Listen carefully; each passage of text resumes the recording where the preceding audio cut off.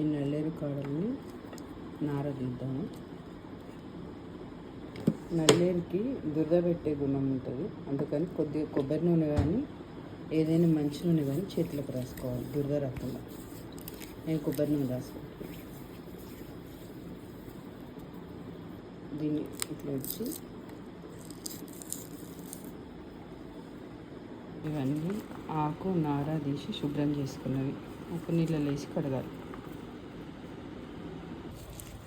ఇంత నార వేస్టేజ్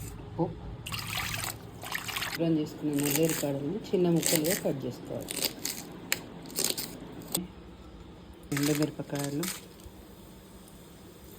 కొన్ని పచ్చిమిర్చి, జీలకర్ర, అది పొట్టు తీసైనా వేసుకోవచ్చు, తీయకుండా అయినా వేసుకోవచ్చు. నేను తీయకుండా వేస్తాను. వేయించి చల్లారనివ్వాలి. కొద్దిగా నూనె వేసుకొని నూనె నల్లేరు కాడలు వేసి నల్లేరు కాడలు పచ్చి ఉన్నప్పుడు దుర్గ వస్తుంది, కానీ వేయించిన తర్వాత దుర్గ ఉండదు. చింతపండు నానబెట్టుకో నల్లేరు కాడలు చక్కగా వేసి చల్లారనివ్వాలి. ఇలా వేస్తాం. వేయించి పొడి చేసిన నువ్వుల పొడి, చింతపండు, చిటికెడు షుగర్ వేస్తే బాగుంటుంది.